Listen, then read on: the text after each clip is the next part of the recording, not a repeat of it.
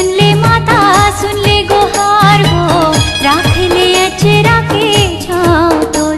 तोर बिना ये मोर जिंदगानी, जैसे सावन होथे बिन पानी। वो माता रानी का मैं चढ़ावो तोला दर्शन दे माता मोला, का मैं चढ़ावो तोला दर्शन देवो। का मैं चढ़ावो तोला दर्शन दे माता मोला, का मैं चढ़ावो तोला दर्शन देवो।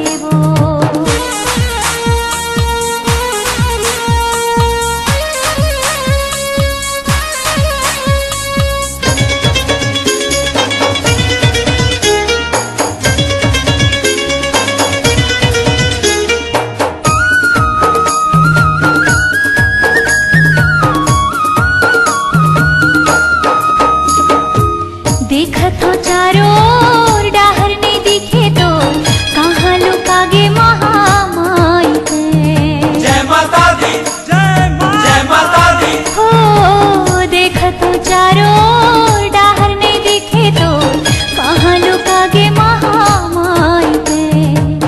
आंसू बरस के दाई चोला तरस के हो, कैसे पीर सुनाओ मैं।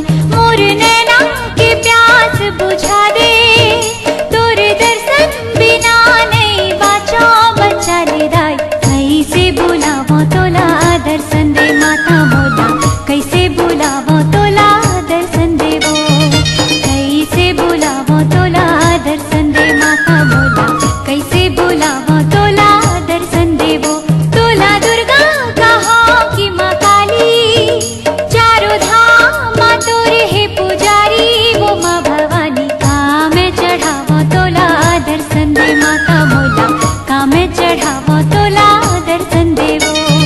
कैसे बुलावो तोला दर्शन दे माता मोला, कैसे बुलावो